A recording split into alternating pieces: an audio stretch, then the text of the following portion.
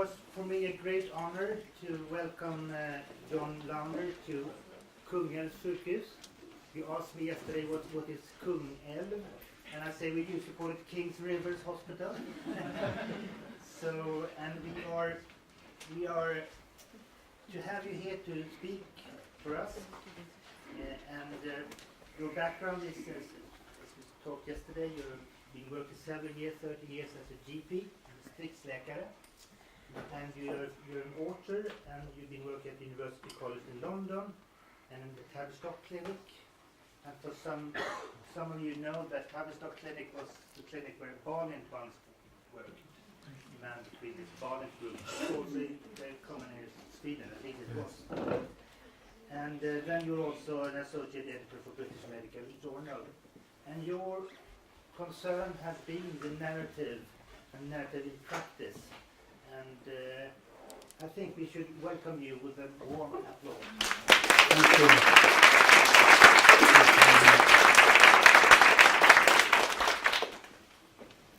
Thank you very much indeed. It's a tremendous honour to be here in Kungälv for your second conference in Narrativ Medicin.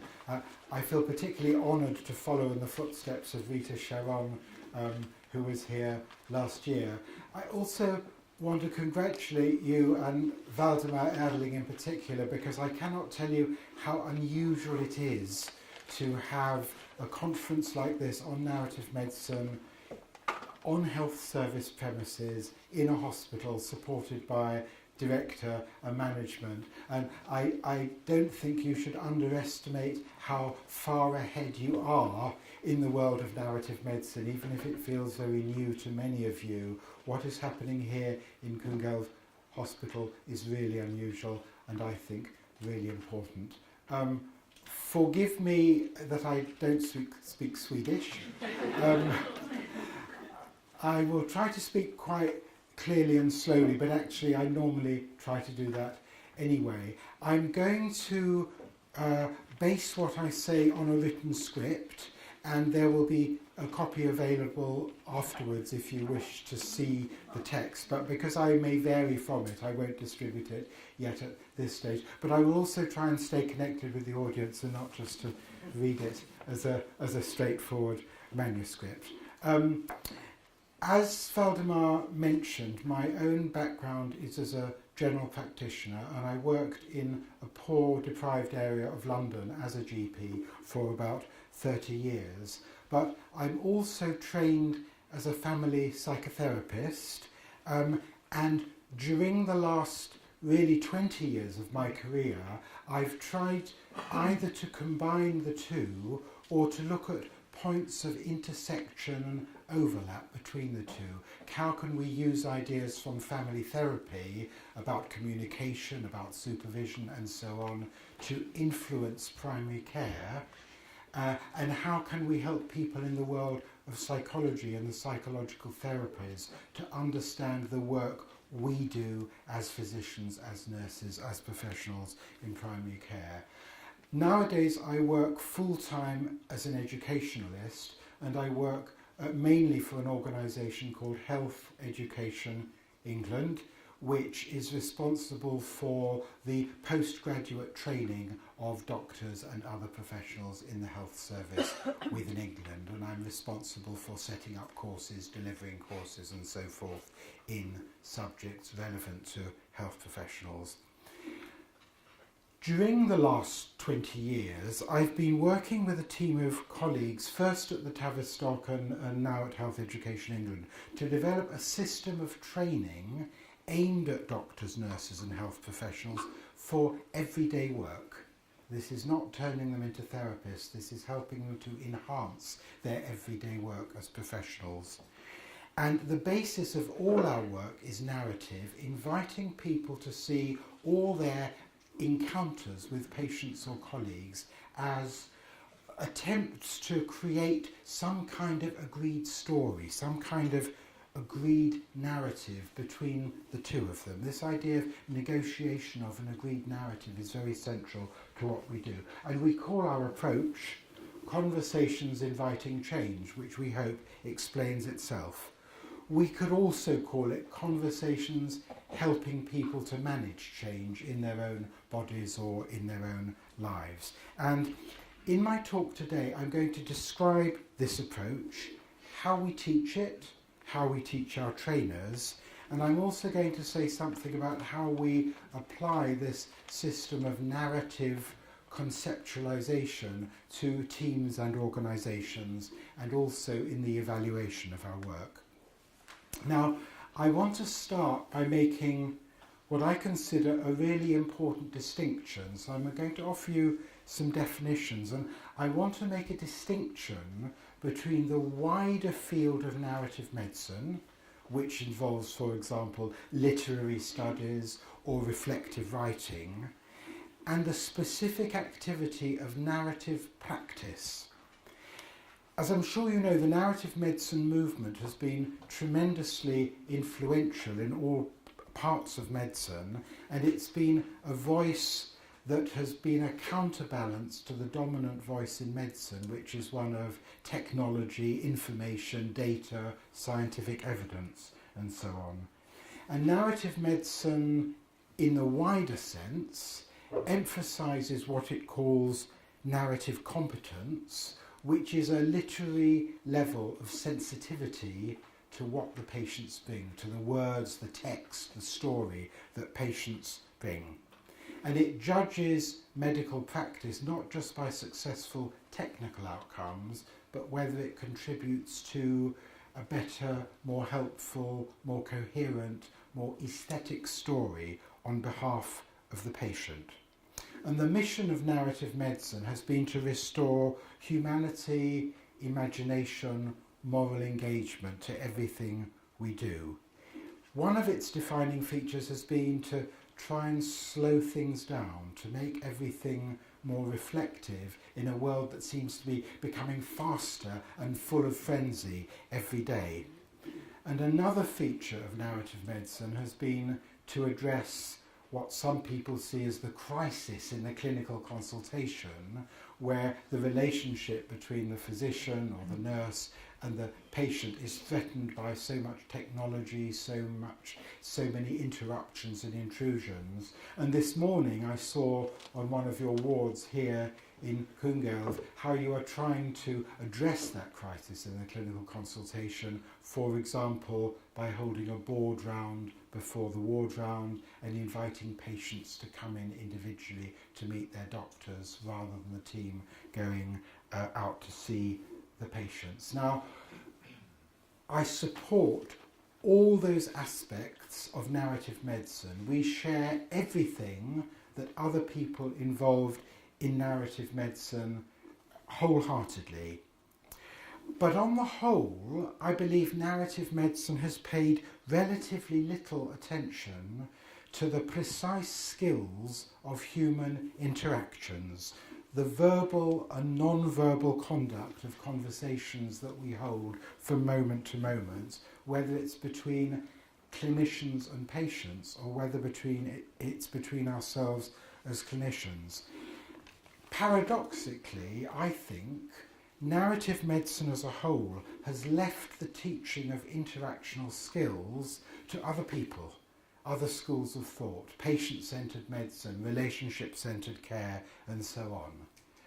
I think these movements are becoming aware of narrative medicine and of the ideas it offers, and they've been sympathetic to it, but I don't believe they have put narrative competence at the centre of interactional skills. That's why I believe there's a need to promote something that is specifically called narrative practice or narrative-based practice. And it's what I think I started doing about 20 years half-consciously, and over the years I've tried to do it more and more intentionally to say what we need is not only narrative medicine, but specific training in narrative practice for how we conduct ourselves in interactions in our everyday life. Now, just want to say about the origins of conversations inviting change as a narrative model of interactional skills. It started in the mid-1990s when I had been a GP for about 10 years and decided to do an additional training as a family therapist, systemic family psychotherapist, to see what ideas could transfer from one to the other. And together with my family therapy tutor, who was a very inspiring woman called Caroline Lindsay, and a group of other colleagues at the Tavistock, we decided to set up a part-time course for GPs and primary care staff to cover the whole range of work, both physical, mental, and every other kind of care. As I mentioned earlier, we did not want to turn GPs and their colleagues into amateur family therapists. We wanted instead to address some questions that we thought were crucial for primary care at the time, and we still think are crucial. And here they are. We wrote this list of questions in 1995. 22 years later, I think they are still all relevant.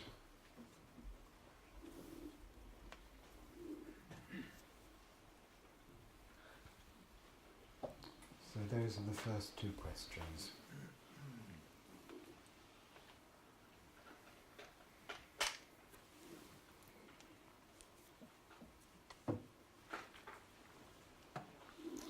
Would you prefer me to read them out or just to leave them on the screen? Shall I read them out as well? Yes. Will it help? Okay, I'll go back and read them out. So, how can you practice medicine when the authority of professionals, including doctors, can no longer be taken for granted? How can you share power with patients without letting go of evidence and science? How do you work alongside colleagues who might have other views, other beliefs, and other professions? How can you practice humanely while following a huge agenda of preventive medicine, disease surveillance, and keeping to guidelines? I think you changed the... Have I changed them? Yeah. I better read them off the screen. How can you share power with patients without letting go of evidence and science? How do you work alongside colleagues who may have other views, other beliefs, and other professions? How can you manage all of this when time and resources are so short? How can you be a care professional and remain a caring person? How relevant do these questions seem to you in your work here in Coog? I can see a lot of people nodding around the room. Everywhere I show these questions, these are universal problems. They're universal problems for professionals. They're universal problems around the world. Interesting, they're also now universal problems for teachers, for judges, you name it. Everyone is trying to grapple with issues of the changing culture around us and how we manage ourselves as experts in a world that does not see experts in the way that they used to. Now, initially we called our approach a systemic one because we took a lot of ideas from systemic family therapy and we were dealing with systems like families and teams and organisations.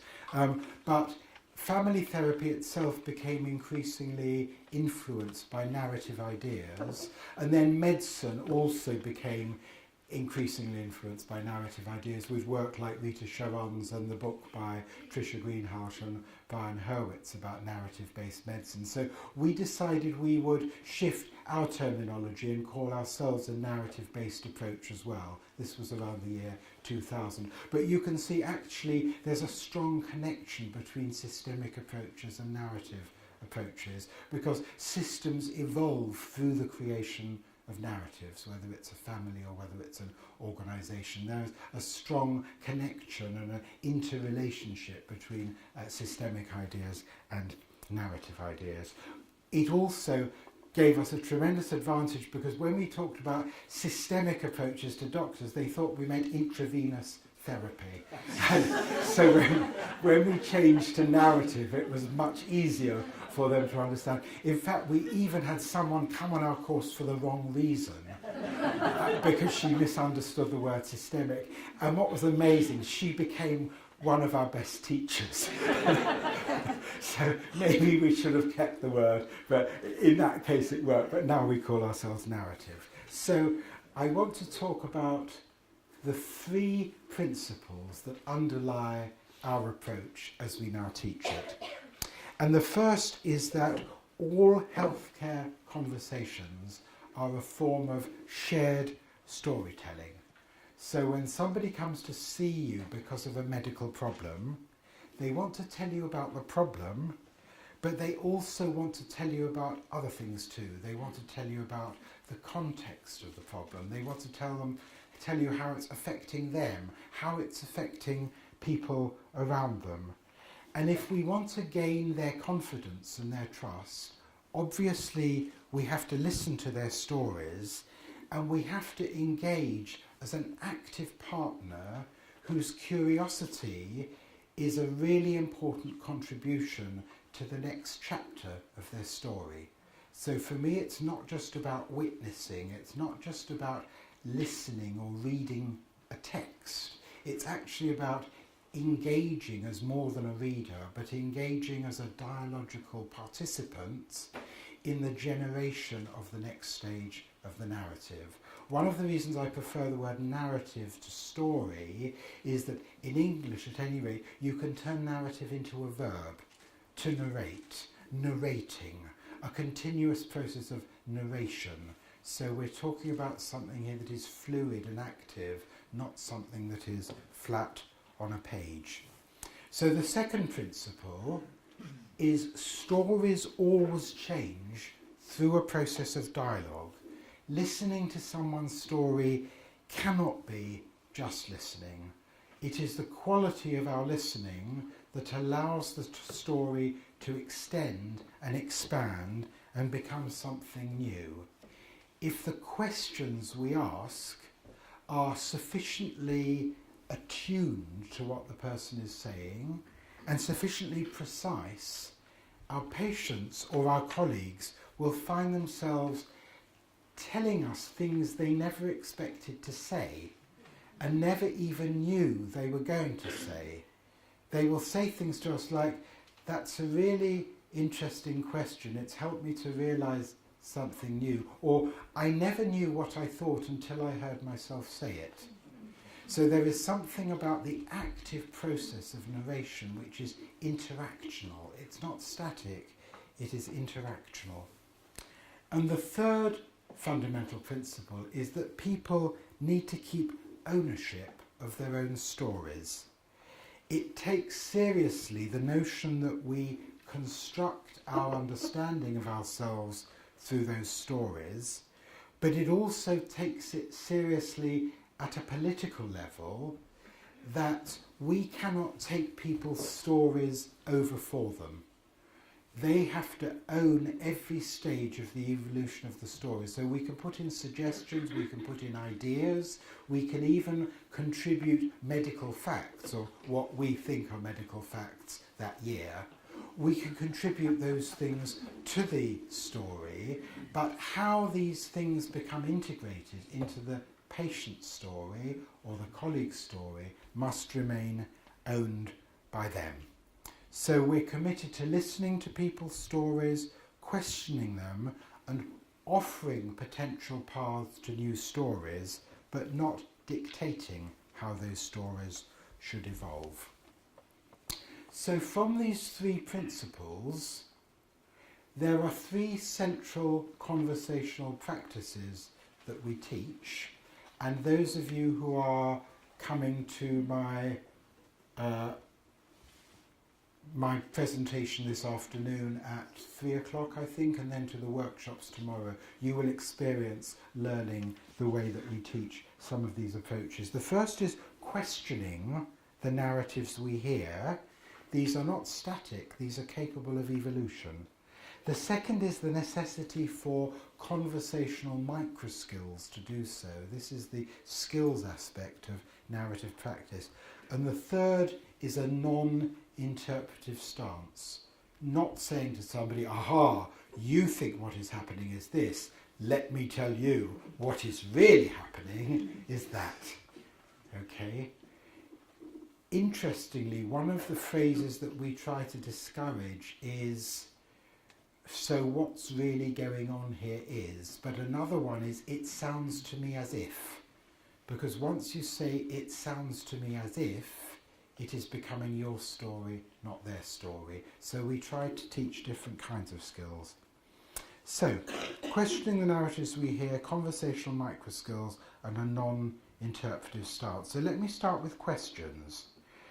The central idea behind conversations inviting change is that by questioning you not only gain an understanding of the narrative and what it means in the patient's mind, but you're also inviting the person to hold it up to examination in their own mind, to examine their own stories more critically and with more possibility of challenging their own assumptions about it. It isn't you challenging their assumptions, it's you asking questions in a way that gently invites them to challenge their own assumptions. We ask people not to learn a standard list of questions, not to learn a formula for questions. It's a kind of stance rather than a toolkit. But the questions that we most commonly hear people using once we have trained them are these kinds of questions. What would you like to happen, or what do you want? What do I need to know about you? Okay, I once saw, a long time ago, I saw a cardiologist who had a terrible consulting technique. He sat and he watched the screen the whole time and he didn't look at me at all. He just went through the questions on the screen. But then at the end of the consultation, he looked up at me and he said, "Is there anything important I need to know about you that I haven't asked you?" And that one question transformed the consultation. It was a magical question. I hesitate to say what I answered and the effect it had because it will bring tears to my eyes, but it was a very, very powerful question. So what do you see as the main issues or your chief dilemma? What do you think are the main factors influencing this situation? I'm going to read it off the screen. They're not exactly the same as my text here. How would you describe, what would so-and-so view what is going on here? What would so-and-so, what would X say? Who else might have a view about this? Has there been a situation like this before? When X does this, what does Y do? Or how would Y react? What would you have said? What you have said has made me curious to ask, what are the differences in beliefs, understanding, approaches between, what would happen if you, what do you think would need to happen? What do you think where do you think things will be in a month's time, a year's time, 5 years' time? Supposing, and what will happen if nothing changes? Now, what you'll see all these questions have in common is they're not questions that assume there are things called facts. Possibly there are. But all these questions are designed to influence, to elicit how somebody sees the world, how they construct the world, and how others around them construct the world. So if you like, we are trying to introduce a far more constructionist perspective to the way that we interact with patients.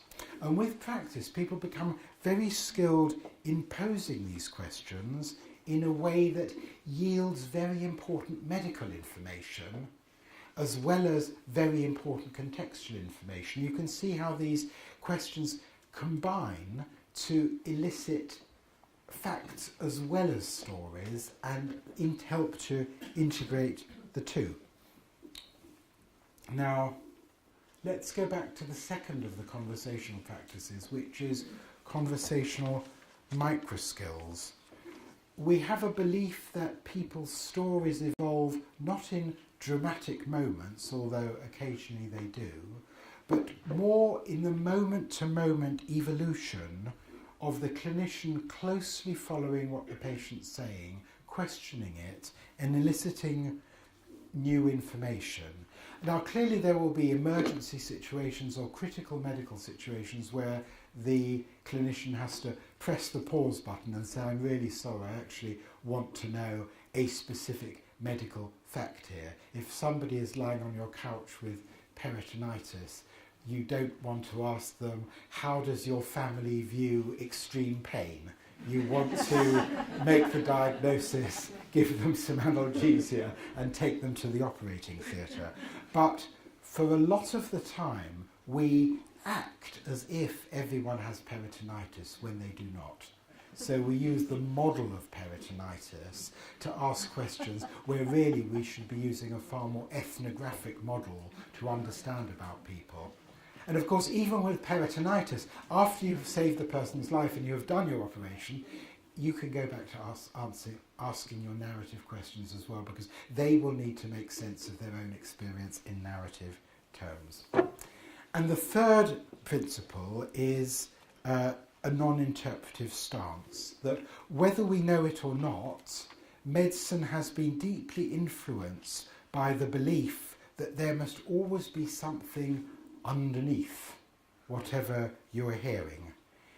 And in some ways this is good because it encourages interest, it encourages curiosity, it encourages people to be curious about themselves.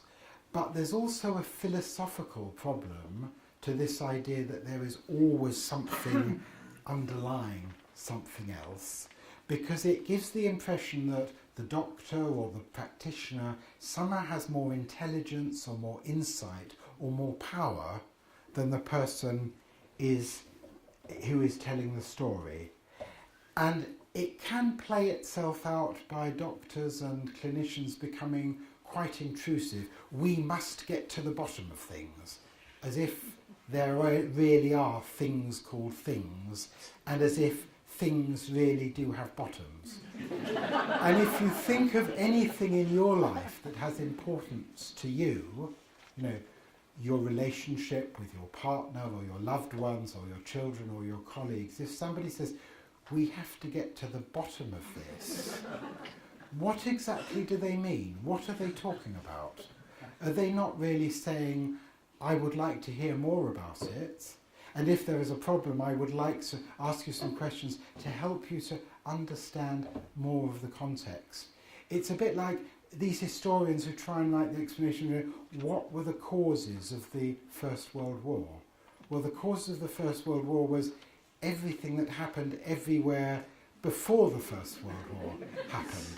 Okay? So you can't really talk about the causes of the First World War. What you can do is have an intelligent conversation about all the different things that were happening and the person's view of the importance of those different constructions. So again, it's a more constructionist approach to conversations. So it's the idea that everything has multiple meanings, multiple possibilities, multiple interpretations, and that these things are constantly changing over time and according to who they are talking to. So Heraclitus said you can't step in the same river twice. Actually, you can't even stand in the same river once, because the river is moving as you stand in it, and you certainly can't tell the same story twice, because the second time you tell it, it will be affected by the first time you told it to somebody else, and the level of their interest, and what changed in your story as a result of the interaction with them and their questions. I think what I shall do now is I'm going to stop for just 2 or 3 minutes, just to give myself a break and to give you a break, and just turn to the person next to you and just talk for 2 minutes about where you are in your minds at this moment, any response to what you have heard. Some people will say, I've had a religious revelation. Some people will say, this is nothing new, I know everything, and it's all fine. Or what's happening at dinner tonight. But just to take a break and to share 2 minutes of conversation. I won't ask you to report back anything that's of interest to you.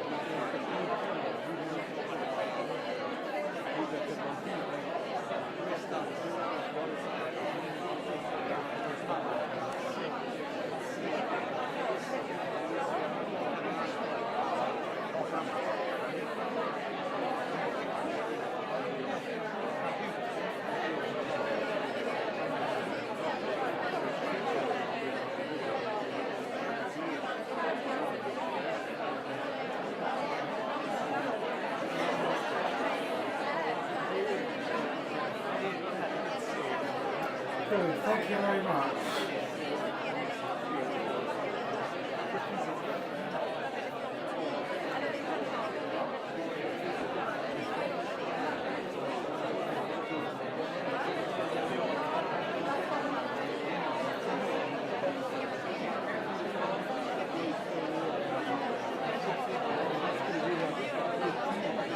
Good, thank you.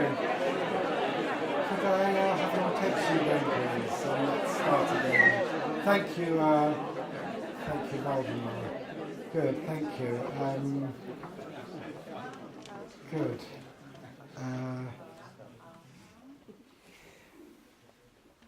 I want to move on now to an important evolution in the way that we taught our approach.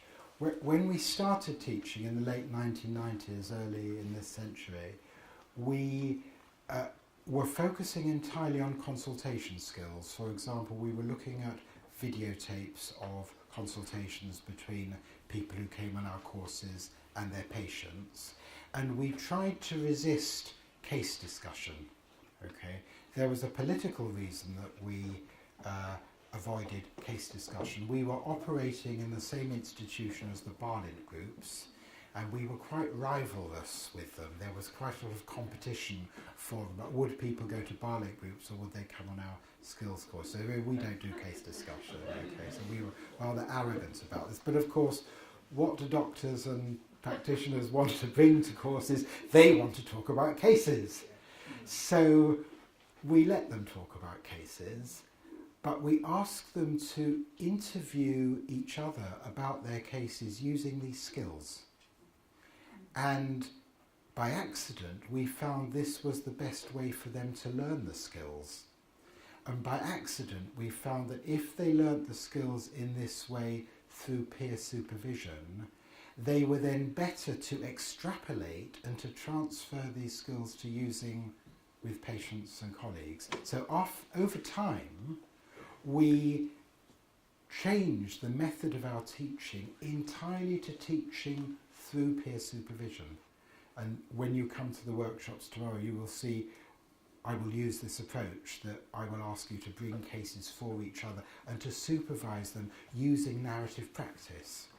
So we don't teach people anymore how to use narrative practice with patients. We allow them to use it with each other, and then suddenly they find they're using it with everybody, with their patients, with their colleagues, with their teams. It's a very effective method. So we always get course participants into small groups, and we encourage one person to practice with the other. But this is not role play, this is real play. This is working with real cases. And then we let one person or two or three people watch them as observers to see what happens and to look out for shifts in the narrative and how these happen. And we regard this now as the best, if not the only way of learning this. And again, when we started out, we were working only with GPs and primary care nurses and staff from general practice. But then we started to find that all kinds of strange people wanted to come on our course. Psychiatrists and anaesthetists and surgeons and radiographers, because they all had an interest in learning a different kind of way of working with their patients and with each other, and most particularly with their trainees. And by around 2006, 2007, we became very deeply involved in faculty development for senior doctors in London. In fact, we became one of the most popular courses for consultants to come on to learn supervision skills for their trainees, and they learnt to do it in a narrative way. And at times we were running something like 12 three-day courses each year and another 15 one-day workshops for consultants. Sadly, this is diminished now because of financial pressures, but at in around 2006, 2010, we were probably teaching about 5 or 6 consultants in London a year to use this approach with their trainees, and then the trainees would use it with their patients and so on and so forth. So it became, from a rather obscure approach in a very prestigious psychological institute, it became much more of an everyday approach for consultants in hospitals around London. So, to give a flavour of what a course is like, although many of you I hope will experience it this afternoon and tomorrow, we start with a little bit of theoretical explanation of the kind that I'm doing now and will do again later. But we also give people this instruction. As part of our supervision skills training, we will be using real-life scenarios, not role-play, for most of the day. In order to do this, we need you to provide the material. This helps to make the course relevant and also provides you with an opportunity to get help with situations that are not yet resolved in your own workplace. So you can see we are both using something to help people and modelling it. Please take a few minutes to think about the question below and jot down your ideas about what you might discuss. We will use the real-life scenarios in the demonstration of supervision or in the small group work. The question we want you to answer is as follows. What current dilemmas do I have that would benefit from working through with a supportive colleague? These can be in relation to your work as a clinician, a clinical teacher, a team member or a manager. The scenario needs to be current, not already solved or in the past, real, not hypothetical or imaginary, your own, not someone else's problem, individual, dealing with a specific person or team, not a generic issue, and hot, causing you concern, but also suitable for sharing in confidence with the group. So we are offering people a style of peer supervision or peer consultation based on their own real-life needs and their own experiences. And for the major part of our training, we break up into small supervision groups where people are trying this out, and we usually have a ratio of 1 teacher to every 4 participants, so that a teacher can stay with each small group and act as their coach. And what they do is they pause, like pausing a video. They pause the conversation and they ask the group to talk about what has happened so far. They question the group and then they allow the conversation to continue. So it's a method of real hands-on live coaching in narrative practice. Now for this exercise, and we start by being very, very strict, and we start by saying, offering them some default rules. And we emphasise these are not the rules for doing all supervision, okay? But this is an exercise to make you aware of your usual conversational habits. And when we do this, people become very shocked because they identify how much they have to stop themselves from doing. Okay, so these are the rules. Only ask questions. Make sure that each question links directly with something the supervisee has already said, and withhold any suggestions or advice or interpretations until the end of the supervision, and then only offer these if the supervisor requests this. And at the end of this exercise, we find that people say, I just realised I talk much too much, or I'm frightened of silence. Or when the supervisee, when the colleague stops talking, I feel I must say something, and so I ask the first question that comes into my head, but it's not connected with what they've said. Or I have a list of questions in my head and I always ask them. They're waiting to take off like planes at the airport. And I always have the same ones. And I don't know how to stop and make my next question responsive to what the person has said. In other words, this is not really the evolution of a narrative. This is me channeling the story into the direction I want it to go, because I always ask exactly the same questions. I always ask, how did you feel about this? And did that remind you of anything? And I don't know what other questions to ask. Can you teach me other questions? And we say, no, we can't teach you other questions. But we can tell you, don't ask those ones, unless it exactly fits the narrative that the person has brought. So we're trying to change their state of mind. And as the course progresses, obviously people have the opportunity to integrate other forms of conversation into what they do. We're not fundamentalist about this, but we are fundamentalist about starting with this, because without starting with this, it's hard for many people to identify their unconscious habits. And out of interest, I mentioned the different specialties and professions we teach. The people we often find hardest to help them change their stance is the psychiatrists, because they have such an ingrained pattern of asking questions in an interpretative way or a diagnostic way, and the people we find the best are the anaesthetists. And we think that is because they're used to slowing down, and they're used to listening, and they're used to watching. They're very attentive people, and they're also very attentive to mood. So in the operating theatre, for example, they're the ones who watch for the tension and bring the tension down. And they're also the ones who just very kind of take a very humble approach to their work, as opposed to the more egotistical professions that one sometimes comes across.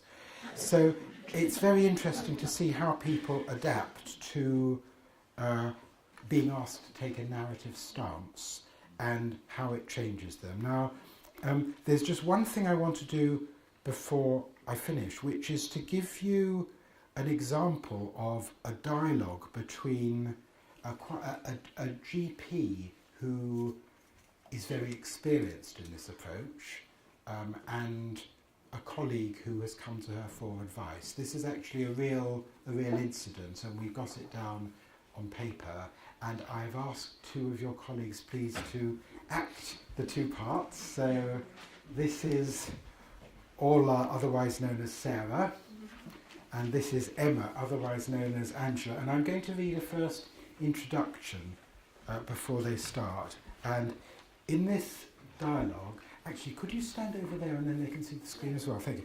In this dialogue, an experienced GP called Angela is listening to Sarah, a younger colleague. Sarah has just given an account of a consultation she had the previous day. Her patient was a large, white, middle-class, middle-aged man whose wife was a doctor. He had come requesting a referral to a hospital on the instruction of his wife. Sarah had felt frustrated that this patient's wife seemed to be suggesting a hospital referral for something that could be managed in primary care, but felt that she was not able to respond to the patient in a way that would be most conducive to his health. She had written the referral form, and she did not think he had noticed her frustration, but wanted to discuss what to do the next time he came. Sarah's conversation with Angela continues as follows. So I find this man so difficult. He waltzes in and always tells me what his wife wants me to organize.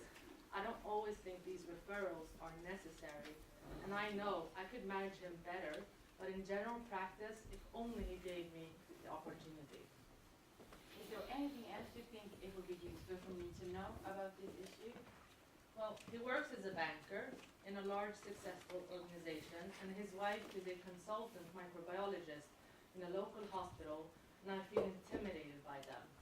Intimidated? Can you tell me more about being intimidated? Yes, I always dread it when these powerful men like him come into the surgery and make demands of me. I feel that I have to follow what they want, even if I don't feel that it's the best way to manage the problem. If he was, for instance, an unemployed small woman, what difference do you think it would make to your interaction? Oh, that would be completely different. And Sarah went on to describe her medical management plan. If this patient and his wife were listening to this conversation, what do you think they would say? I think they would be surprised by my feeling of powerlessness, and I think they would possibly accept my management. I think that they're so used to hospital medicine that they don't really know about our expertise in primary care. Thank you very much indeed. Thank you.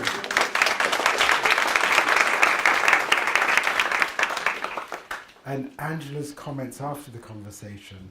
Before I did narrative training, I would probably have offered advice early on about how to manage the patient next time.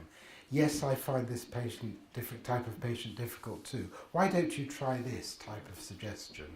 From this conversation, maybe Sarah reflected on the reasons for the consultation being difficult for her and had some space to think about the reasons she felt intimidated. It gave her an opportunity to consider how the patient and his wife view medical care from their positions, which perhaps freed her to introduce them to the expertise she offers from a primary care point of view. Okay, and this was recorded and written down by a colleague of mine called Lisa Miller. So I really want to finish on that note, but to draw your attention to the simplicity of it. It's not complicated, it doesn't take a very long time, but it does involve matching what you say to what the other person is saying. It's less like digging a hole, and it's more like weaving a tapestry. When you dig a hole, you're terribly trying to find what's at the bottom of it, but you may never get to the bottom of the hole, and if you do, there may be nothing there. If you're weaving a tapestry, you don't know exactly what the tapestry will look like at the end, but you are trusting the other person to put in the right colours and the right patterns, and they are trusting you to put in the right colours and the right patterns, and at the end you end up with something that is really very creative and often really unexpected. I want to leave just a little time for questions, and I apologise it's so little. I did have 2 more sections in my talk, and they will be in the transcript if you would like it. One is how we then took these approaches from supervision training to team development and organisational change, and the second was the outcomes. We have had some formal evaluations by an external academic organisation for the work we do, and there are some details of that in the transcript.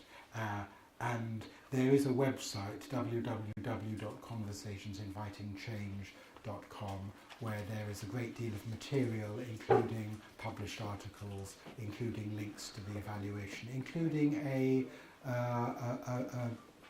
video of it in action, a podcast. So there are quite a lot of resources there for you to look at to expand on what you've heard. That's particularly for those who are not coming later this afternoon and tomorrow, but I hope will be of interest to you as well. Thank you very much indeed.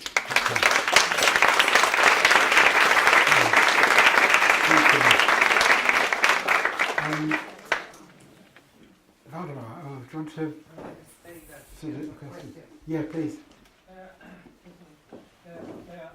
I am also an educationalist.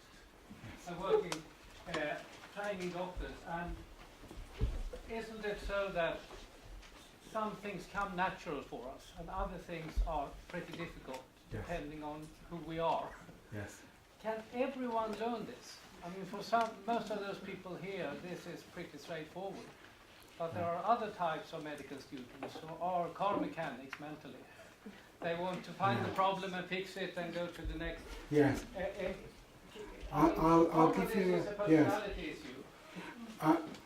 My response to that is sometimes a person will come on the course and we will watch them in the first exercise and we will say, are you sure you haven't been on this course before? Because they are so natural. Other people at the end of a course, we watch them and they are using these ideas to manipulate people. So they have taken the ideas, but because they are quite controlling individuals, they've simply integrated all of this into a form of manipulation, narrative-based manipulation, MBM. But in spite of that, I still think for 90% of people who come on our courses, we take them some way along the journey. For 90% of people, they are in a different place from where they started. And for many of them, they are people who came on the course, including psychiatrists, who say, I know all of this, I can do all of this. But when you watch them try to apply these very strict rules, actually they can't. They think they can, but they can't. I'm not saying it's true of anyone in this room, but we do often come across that, and they can have quite a shock I think a Freudian would call it a narcissistic wound to their personalities. So we have to deal with that But quite a then you lot. have all those who never would consider coming to your course. Yes. It is not compatible with compulsion. There were some more questions around the room. I saw other hands go up. Please. Yeah, I was thinking, forgive me for bad English, but I'm going to try my best. Sounds very good so far. Yeah. When I was working at the psychiatry ward, I was taught that it was important always to validate the patient. Yes. I was taught to use the phrase, I can hear that this Yes, is very yes. hard for you. Yes. And then I'm thinking, that is also to interpret. Exactly. Yeah, so Yeah. so I was just wondering, Good, is thank you. that good to know? It's very interesting. Has anyone done a survey of patients to find if they like that question? Or even more important, has anybody done a survey of that particular patient to find if they like that question? Or is it a question they like at that moment from you? I think what we are always concerned about is the individuality and the particularity of that person, that story, that moment. Does that answer your question? You don't sound entirely certain. There's something else? I need to think more about it. Okay, maybe we can carry on the conversation about that. But yeah. Good. One more question maybe, please. I can carry on the previous conversation. I'm Johannes Nordholm. I'm a psychologist and I'm working in psychiatry, so I recognize your question very well. And I know that some of our co-workers have also learned that they should validate the patient at all times, and sometimes in supervision I hear them saying, I validated the patient. I said, I validate you. Yes. Yes. I validate you. And nothing happened. It didn't work. Yes. So Thank you. obviously they sort of interpreted this idea of validation in a very mechanical way. Thank you. And that of course was not authentic, and that became destructive, I think, in that situation. So my question is about, and I'm sure you will answer this, I think I know the answer already, but this is not a question of only of technique. It's also a question of authenticity, of being present as an individual, as a human being in a meeting with another person. Exactly. And in some sense you can sort of teach people this, or you can encourage it, you can stimulate it. And another way, it's something that either a person is interested in and wants to do, or they're not interested in it and they don't want to do it, as I said before. Do you agree? Or? I think you have indeed answered your own question, and the only thing I would want to add is there's a new movement started in America called the Patient Revolution. Guess what? It's organised by doctors, and they have introduced a set of questions for patients to answer in writing in the waiting room while they are sitting there, to help the doctor understand what matters to them. So again, it's very formulaic. And one of the questions is, what gives you joy in your life? Now, I'm sitting in a doctor's waiting room. I'm in severe pain from my hip. Nothing gives me joy in my life. I want to know what the doctor can do. For me, this is not a patient-centered question. This is an insult. So it all depends on. It so much depends on the context and the relationship, and all of that is lost if it is learnt as a formula. So yes, thank you very much for what you said. I completely agree.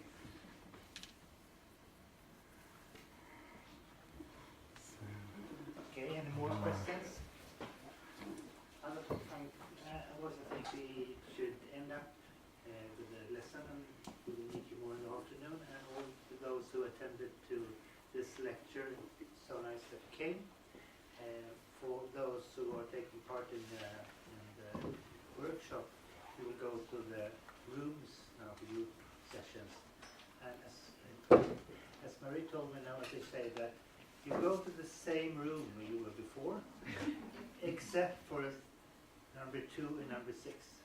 and you should know the rooms where you are heading for. Is that so? Yeah. Thank you. Can I say a quick thank you to Emma and Ola for their acting performance?